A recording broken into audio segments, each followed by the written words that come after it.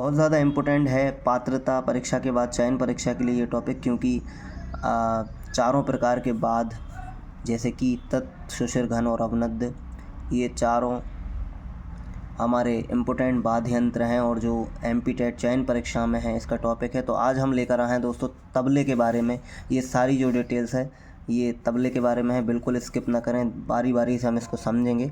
सबसे पहले है लकड़ी। लकड़ी कौन सी रहती है देखते हैं। दाहिने तबले का यह महत्वपूर्ण अंग है, सूखी लकड़ी का होता है। यह प्रायः 20 से 25 सेंटीमीटर ऊंचा और इसका व्यास रहता है 18 से 20 सेंटीमीटर तक, तथा ऊपर का मुंह 10 से 15 सेंटीमीटर के बीच होता है। लकड़ी अंदर से 3/4 तक खुली होती है। यह अधिकतर आम, शीशम, नीम, अथवा कटहल की होती है। उसके लिए खैर या बेजासार की लकड़ी अच्छी मानी जाती है। छोटे मुंह का तबला ऊंचे स्वर के लिए, तो चौड़े मुंह का तबला नीचे स्वर के लिए अधिक उपयुक्त होता है। अब आती है दोस्तों पुड़ी की बात। लकड़ी के मुंह पर मड़े हुए चमड़े के संपूर्ण भाग को पुड़ी कहते हैं।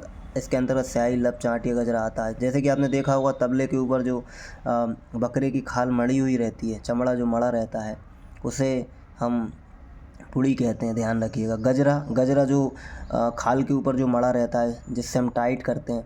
पुड़ी के किनारों चारों ओर चमड़े की गुथी हुई चोटी को गजरा या श्रृंगार या पगड़ी भी कहते हैं। इसमें 16 छेद होते हैं, उन्हें घर कहते हैं। तो 16 जो छेद होते हैं उन्हें घर कहते हैं। इसमें बद्दी डालकर पुड़ी के साथ कसा जाता है, ठीक है। चांटी तो हम सबको ही पता है। पुड़ी के किनारे पर गजरे के बाद करीब आधा या पौने इंच चमड़े की गोल गोट सी लगी रहती है, इसे चांटी या किनार कहते हैं। बंगाल में इसे कानी कहते हैं। स्याही, पुड़ी के बीचों बीच और चांटी करीब 1 या पौन इंच की दूरी पर गोल आकृति में काले रंग का मसाला लगा रहता है, उसे स्याही, काली या मसाला कहते हैं। यह लोह भस्म के चूर्ण में लेई आदि से मिश्रण से बनता है। लब, चांटी और स्याही के बीच के स्थान को लब कहते हैं। पूछा जाता है कई बार लब कैसे कहते हैं, तो चांटी और स्याही के स्थान के बीच को लब कहते हैं। बद्दी, गजरे के छिद्रों से जाने वाले चमड़े की लंबी डोर या पट्टी को बद्दी कहते हैं। उसी से पुड़ी लकड़ी से कसी जाती है। गुडरी, तबले के पेंदी में चमड़े की पट्टी का एक छोटा घेरा होता है जिसके बीच में बद्दी लकड़ी पर पहनाई जाती है, उसे गुडरी कहते हैं। गट्टा, गट्टा तो पता ही है आपको। दाहिने तबले में जो लकड़ी के गोल गोल लंबे टुकड़े बद्दी के नीचे कसे हुए होते हैं, उसे गट्टे के गुल्ली कहते हैं। इनकी संख्या 8 होती है। इसे तबले को कसा या ढीला करा जाता है, ठीक है, मतलब उतारा या चढ़ाया जाता है। तबला विभिन्न सुरों पर कसा जाता है, इसलिए उसे ज़रूरी है उसमें गट्टे होना। डग्गा या बायां, अब हम बायां पे आते हैं।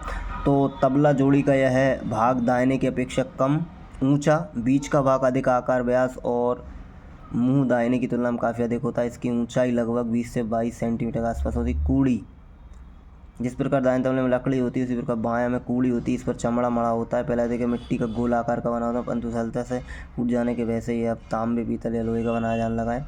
कभी कभी ये लकड़ी का भी देखा जाता है, परंतु इसकी आवाज़ अच्छी नहीं होती है, तो ये कम प्रचार में है।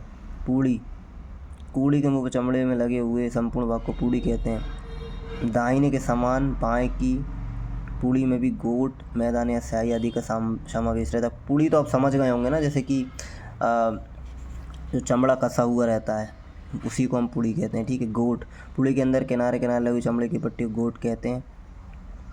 यह दाहिने तबले चांटी के समान होता है, परंतु उससे कुछ अधिक चौड़ा होता है। इसका उद्देश्य मुख्य खाल की रक्षा करना होता है।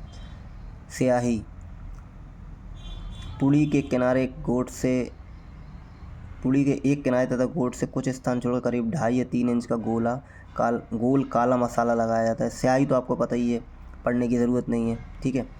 मैदान, गोट और स्याही के बीच के भाग को मैदान कहते हैं। गजरा पता ही है आपको। गुडरी, गुडरी भी आपको पता है। बद्दी भी आपको पता है। ऑलमोस्ट आपको सारी चीज़ें पता है। और तबले मिलाने की विधि यहाँ पर मैं फिर से बता रहा हूँ, पहले मैं बता चुका हूँ, थोड़ा थोड़ा बता देता हूँ, बाकी आप यहाँ पे लिख लीजिए। स्क्रीनशॉट लेने की अपेक्षा मेरे हिसाब से आप देख के लिख लीजिए, पूरा वीडियो देखिए। तबला मिलाने से हमारा तात्पर्य तबला जोड़ी का तबला या दाहिने का स्वर और गायक या वादक का एक स्वर हो जाए। तबला अधिकतर मध्य तार सरज के सप्तक से मिलाया जाता है। यदि किसी कारण ये संभव ना हो तो पंचम या मध्यम में भी मिलाया जाता है।